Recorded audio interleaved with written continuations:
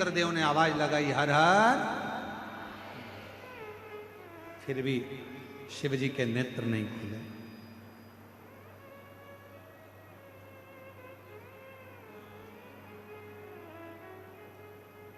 नंदी बैठे थे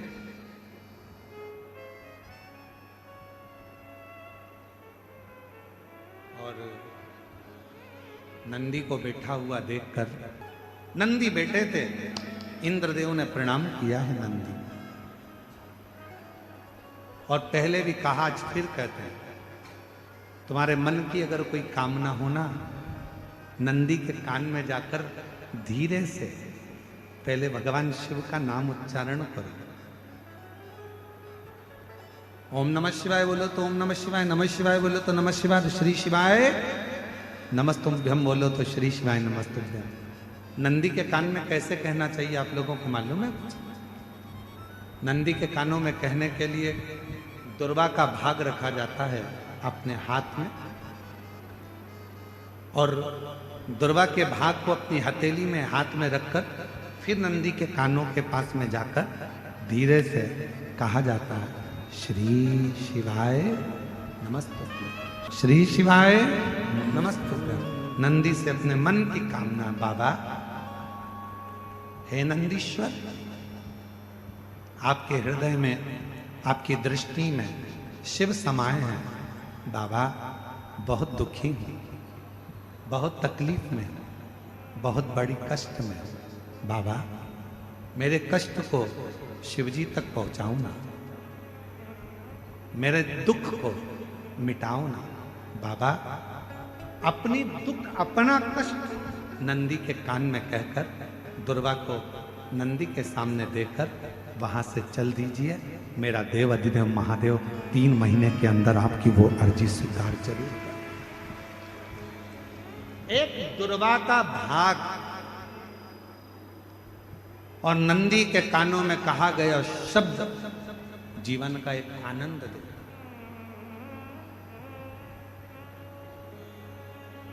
एक दुर्वा का, और यदि दुर्वा नहीं भी होती है, अगर दुर्वा नहीं है तो नंदी के जो गले में, शिव मंदिर में नंदी होता है, नंदी के गले में जो घंटी पड़ी होती है, घंटी देखिए नंदी के गले में, और अलग से तो कोई घंटी डालता नहीं है, पत्थर की ही घंटी बनी होती है, पाषाण की ही घंटी बनी होती है। उस घंटी जो डली हुई है, जो गला है नंदी का, उसका स्पर्श करते हुए नंदी के कान में अपनी बातों को कह देना चाहिए। स्पर्श।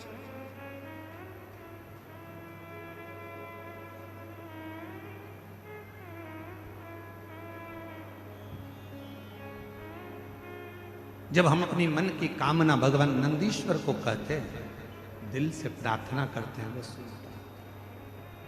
हृदय की तरंग। नंदी, इंद्रदेव ने नंदी को प्रणाम किया, नंदीश्वर से पूछा कि वो ब्रह्मा जी जिनको बड़ी अंदर से गिलानी, ब्रह्मा जी के हृदय में बड़ी बड़ी गिलानी है, उनके आंखों में आंसू है, उनका दुख है, हृदय रो रहा है, नयन से जल बह रहा है। ब्रह्मा जी क्या करें कि अंदर का दुख समाप्त हो जाए? नंदी ने कहा, ब्रह्मदेव से कहिए कि त्रिवेणी का जो संगम है शिवजी को प्रिय है, गंगा यमुना सरस्वती का संगम प्रयागराज, उस तीर्थ में जाएं और ब्रह्म तीर्थ के रूप में उसको निर्मित कर कर उस पर यज्ञ किया प्रारंभ। शिव जी को राजी करने के लिए ब्रह्मा जी ने यज्ञ की रचना करना प्रारंभ करा। गंगा यमुना सरस्वती के तट पर, मां गंगा यमुना सरस्वती के तट पर पहुंच गए, यज्ञ की रचना हुई, यज्ञ प्रारंभ होने की तैयारी हुई। विचार करा गया कि किसका यज्ञ करें, किसको प्रसन्न करें, किससे विनती करें, यज्ञ किसका हो। तब ब्रह्मा जी ने देवताओं से पूछा, देवता कुछ बोले नहीं। भगवान नारायण से पूछा, नारायण कुछ नहीं बोले। तो ब्रह्मा जी के मन में भाव आया, मैं अपने पुत्र देवर्षि नारद से पूछता हूँ यज्ञ किसका करा जाए। देवर्षि नारद ने अपने मन में भाव रखा तो अपने भांजे पर्वत मुनि से पूछा। पर्वत मुनि ने जाकर सीधे तुमरुका जी से पूछा कि ब्रह्मा जी यज्ञ करना चाहते हैं, कौन सा यज्ञ करें। पर्वत मुनि के बात सुनकर तुमरुका जी ने अपने मुख से कह दिया कि ब्रह्मा जी से कहो कि रुद्र को प्रसन्न करने के लिए, शिव को प्रसन्न करने के लिए कोई युद्ध, रुद्र यज्ञ का एक आनंदमय रूप धारण किया। महाराज, पृथ्वी पर दुनिया का पहला यज्ञ था जो भगवान ब्रह्मा जी ने भगवान शिव को प्रसन्न करने के लिए किया। दुनिया का प्रथम यज्ञ, और कहां हुआ था तो कहा प्रयागराज की पवित्र धरा पे हुआ, त्रिवेणी के संगम पर हुआ। अब ब्रह्मा जी यज्ञ करने को तो तैयार हो गए, पर रुद्र को प्रसन्न करने के लिए शंकर का होना जरूरी है। शिव जी तो समाधि में लीन है, शंकर का प्रतिबिंब कुछ रखा जाएगा। ब्रह्मा जी चले गए कैलाश, कैलाश पर जाकर देखा तो भगवान शिव तो समाधि में लीन थे। शंकर भगवान का प्रतिबिंब किसको लेकर जाऊं। तब मां पार्वती जी जिस शिवलिंग की पूजन करती थी, माता पार्वती जी जिस शिवलिंग की आराधना करती थी, शंकर का प्रतिबिंब मानकर मां जगत जननी जगदम्बा अम्बा पार्वती जिस शिवलिंग का पूजन करती थी, उसी शिवलिंग को ब्रह्मा जी जाकर विनय करने लगे, निवेदन करने लगे, मां बाबा तो समाधि में लीन है, आप हमको ये शिवलिंग दे दीजिए। पार्वती जी ने कहा ये तो वो शिवलिंग है जिसकी आराधना मैं करती हूं, जिसकी साधना मैं करती हूं, जिसकी पूजन मैं करती हूं, और आप वो शिवलिंग मांग रहे हैं।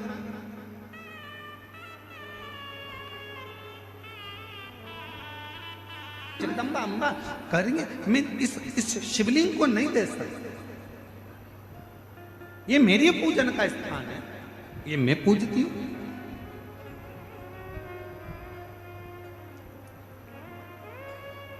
ए मेरी जीजियों, मेरे जीजाओं, मेरी बेटियों बेटाओं, मेरे माताओं, मेरे भाई, मेरे बुजुर्ग माता पिता तुल्य विराजमान हो, आप सबसे निवेदन करूंगा, सास की प्रॉपर्टी का हिस्सा हो, ससुर की प्रॉपर्टी का हिस्सा हो, सास के कपड़ों का हिस्सा हो, सास ससुर के जेवर का हिस्सा हो, सबके हिस्से हो। और यदि आखिरी में मंदिर में भगवान रह जाए और कहे इसको कौन लेगा, तो कह देना जो मंदिर में मेरा शिव बैठा है, जो मंदिर में मेरा लाडला बैठा है, उसको मुझे दे दीजिए, मेरे ठाकुर को, मेरे राम को, मेरे कृष्ण को, मेरे शंकर को मुझे दे दीजिए, बस मुझे। लोग कहते हैं कि मंदिर में, लोग कहते हैं हमारे यहाँ महाराज जी ऐसा मंदिर है, हमारे गांव में ऐसा मंदिर है, 100 साल पुराना है, हमारे गांव में मंदिर है 50 साल पुराना है, हमारे गांव में मंदिर है 30 साल पुराना है। बोलो बोलो, बोलते कि नहीं बोलते? अरे जम के तो बोलो। लोग कहते हैं हमारे यहाँ मंदिर 50 साल पुराना, हमारे यहाँ मंदिर 80 साल पुराना, हमारे यहाँ मंदिर 500 साल पुराना। मेरा निवेदन है, तुम उस मंदिर को देखने के लिए जाते हो, दर्शन के लिए जाते हो कि ये 50 साल पुराना है, 60 साल पुराना है, 100 साल पुराना है। उसी तरह जैसे पुराना मंदिर प्रसिद्धि का केंद्र होता है, कुछ वर देने वाला होता है, उसी तरह हमारे घर में हमारे सास के हाथ के, ससुर के हाथ के, उनकी सास के हाथ के, उनके ससुर के हाथ के, घर में जो लड्डू गोपाल होते हैं, जो शंकर जी होते हैं, जो गणेश जी की मूर्ति होती है, जो हमारे घर में भगवान होते हैं, वो भी 100, 150, 200 साल पुराने होते हैं। यदि वो हमको प्राप्त हो जाए और हम उनकी पूजन करना प्रारंभ कर दें, तो वो भी हमें वर देना प्रारंभ कर देंगे, वर देना। पर आजकल एक नया फैशन हो गया, एक गुरुजी हमारे घर में तो छोटे से भगवान हैं, इसलिए हम बड़े लाएंगे।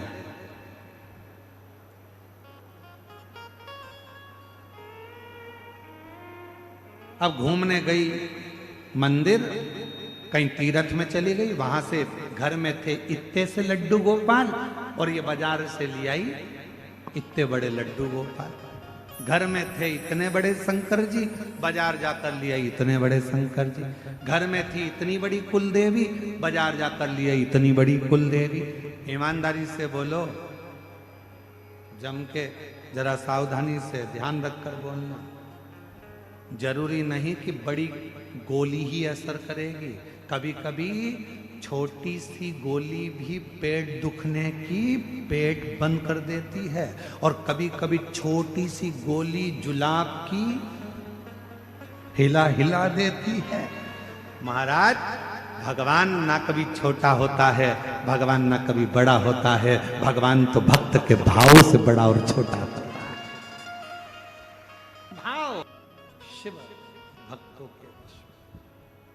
और कितना सुंदर कड़प डाकू मुंह में पानी भरकर शंकर जी पर फेंक रहा है और शिव जी मुस्कुरा रहे हैं। कड़प डाकू पशु मार मांस लाकर भोग रख दिया, शिव मुस्कुरा रहे हैं। कड़प डाकू पांव से भगवान के पास रखे हुए पुष्प को हटा रहा है, शिव जी प्रसन्न हो रहे हैं। भगत डमरू वाले के, भगवान शिव के भक्त,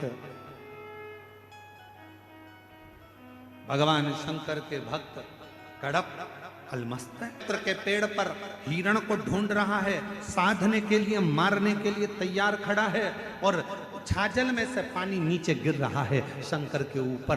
पांव से छाजल हिल रही है और पानी नीचे गिर रहा है। लोग कहते हैं शिव पर पांव का पानी, लोग कहते हैं ऐसा पानी, लोग कहते वैसा पानी। मेरा शंकर मुस्कुरा रहा है। लो, सुन लो ए छत्तीसगढ़ वालों, और सुन लो सारे संसार वालों, भगवान को रिझाने के लिए आडंबर नहीं, दिखावा नहीं, भगवान को रिझाने के लिए तो केवल तुम्हारा शुद्ध भाव, निर्मल मन, सो मोहि पावा, और मोहि छल छिद्र कपट ना भावा। भगवान को केवल तुम्हारा शुद्ध भाव। भगत डमरू वाले के नित काशी में डोले, शिव को नंदी बोले। बड़ा कोई सुख नहीं है संसार में। ईमानदारी से बोलना, सुदामा जी क्या भगवान कृष्ण से कभी अपने पांव धुलवा सकते थे? ईमानदारी से बोलो, नहीं। क्या भगवान सुदामा जी के चरण धो सकते थे? नहीं। पर सुदामा जी और कृष्ण भगवान का इतना प्यार था, इतना प्रेम था कि प्रेम में भगवान भी अपने भक्त के चरण धो देता है। ये निर्मल चरित्र सुदामा और कृष्ण। भगवान को अपना भाव चाहिए, केवल निर्मल मन, सो मोहि पावा। नहीं मुझे छल कपट छिद्र कुछ। आज मेरे तुलसीदास बाबा, जिन्होंने जनमानस को अपनी भाषा में, अवधी भाषा में, अपनी भाषा में, अवधी भाषा में रामचरितमानस संपूर्ण विश्व को दिया, ऐसे मेरे तुलसीदास बाबा के चरणों में, गोस्वामी तुलसीदास जी के चरणों को नमन करते हुए उनके जन्म महोत्सव की संपूर्ण विश्ववासियों को बहुत बहुत साधुवाद, बधाइयां दें। बधाई।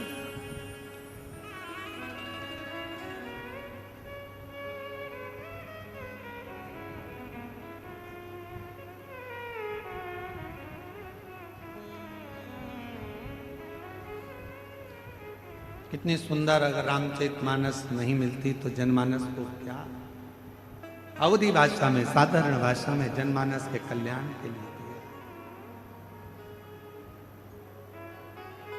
और श्री शिवाय नमस्तु,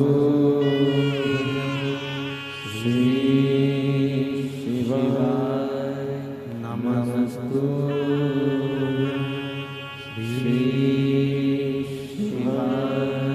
नमस्तु, भोला सब दुख काटो हो, भोला सब दुख काटो शिव शंकर जपो तेरी माला, भोले बाबा जपू तेरी माला, भोला सब दुख काटो हमारा। ओ भोला सब दुख काटो हमारा। वेश है मंगल मंगलकारी,